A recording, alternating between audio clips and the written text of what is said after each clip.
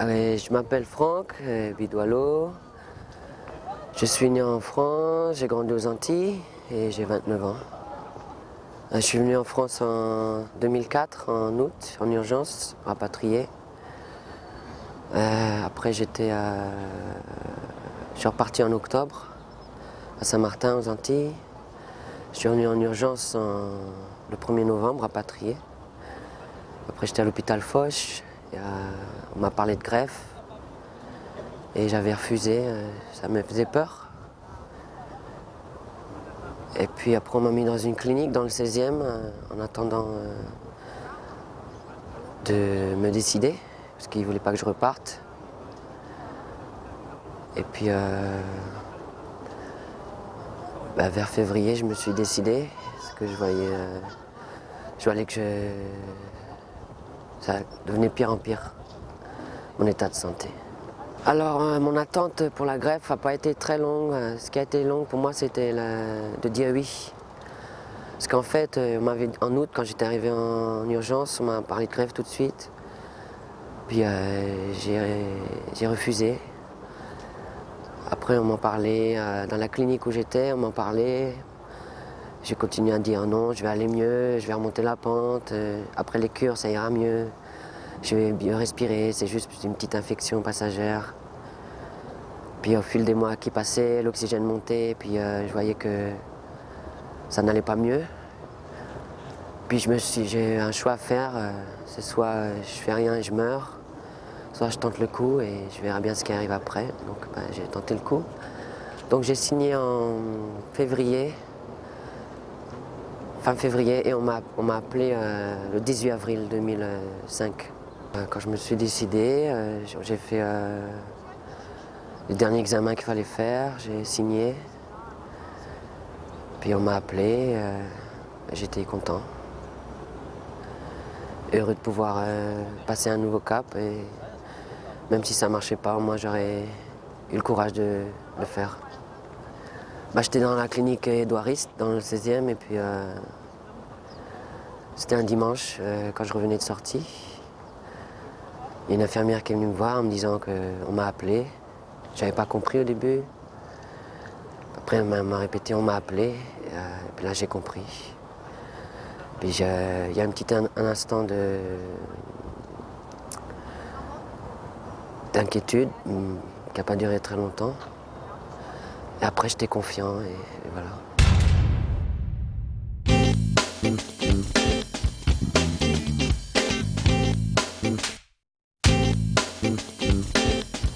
Je suis arrivé en salle de réanimation, il était 9 h. Bon, toute l'opération a duré 6 heures. J'ai mangé le premier jour. Juste après l'opération, ça faisait très mal. J'avais l'impression que j'avais une enclume sur les poumons. J'arrivais pas à respirer. Après, il y a un kiné qui est venu me voir l'après-midi, qui m'a montré comment respirer. Et j'ai essayé sa technique et ça a marché. Et après, j'étais heureux de voir que je respirais bien. En fait, j'ai fait 3 semaines d'hôpital et après j'étais retourné à la clinique. Et un mois après, je commençais à courir déjà, faire les pompes. Voilà. Dans ma vie d'aujourd'hui, je me sens comme une personne normale, entre guillemets, sans handicap, Je me sens plus essoufflé, plus encombré, plus de perfusion, plus de kiné respiratoire, plus d'oxygène, plus de VNI. Le seul inconvénient pour certains, mais ça n'est pas un pour moi, c'est de prendre les cachets quotidiennement. Et pas se dire parce qu'on va bien que ça y est, il faut arrêter de prendre les cachets. Parce que c'est quand même les cachets qui nous maintiennent en forme, qui nous empêchent de faire des rejets. Mais voilà, je reprends le sport, je suis heureux. Des fois, j'oublie comment j'étais avant, tellement que j'ai l'impression que j'ai toujours été bien, quoi. En fait, je prie beaucoup Dieu. Dans mes prières, je disais tout le temps, si un jour j'ai l'opportunité de pouvoir respirer normalement, mon but ce serait de courir et courir longtemps. Et après la greffe, ça a été ma première motivation, c'est de courir et sans se sentir essoufflé. Et courir comme j'ai jamais pu courir avant, des longues distances. Et voilà, faire des arts martiaux, mais j'en faisais déjà avant. Mais... 1 an et demi de greffe, je me suis entraîné pour pouvoir faire le semi-marathon de Paris qui était en avril 2006. Et ben j'ai réussi à le faire et Dieu merci. Puis voilà, c'était bien. C'était la première fois que je faisais une 21 km 100. C'était super, avec Jeff à mes côtés, c'était bien. J'aime bien courir, ben, le sport pour moi c'est une drogue. Quand j'en fais pas, je me sens pas bien. Ben, en fait, une fois transplanté, je vois la différence que j'ai maintenant par rapport à avant la grève, quand je faisais du sport. Avant, je faisais du sport, mais il y avait de la limite, je sentais une limite, je sentais l'essoufflement, je sentais la fatigue.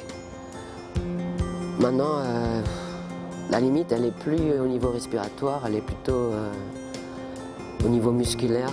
Mais maintenant, la limite, elle est repoussée beaucoup plus loin. Une fois greffé, je peux monter les escaliers en courant, je peux faire des choses que j'imaginais pas avant, sans me sentir essoufflé. Quand j'inspire à fond, je sens pas que ça bloque, je sens pas qu'il y a une limite. Et c'est un plaisir de pouvoir respirer sans gêne. Alors l'image pour moi avant la grève, c'est comme si par exemple je roulais en Twingo et que je dépassais pas les 80 km/h. Et ben maintenant, après la grève, c'est comme si je roule en Lamborghini et je roule à 380, quoi. Donc c'est le jour et la nuit. Mais j'évite les radars. En fait, maintenant j'ai 2 ans et demi de greffe et j'ai une vie normale, entre guillemets. Je travaille, je suis agent administratif, le week-end je fais un peu de mécanique. J'ai une vie de famille, tout a changé pour moi.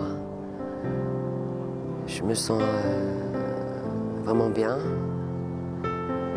Et je remercie toute l'équipe médicale. Je remercie la personne qui m'a offert ses poumons. Je remercie Dieu, je remercie tout le monde. Parce que j'ai l'impression d'être à neuf, refait à neuf. Et de pouvoir bien respirer, de pouvoir plus se sentir gêné, ne plus se sentir, ne plus avoir honte d'être malade. C'est magnifique.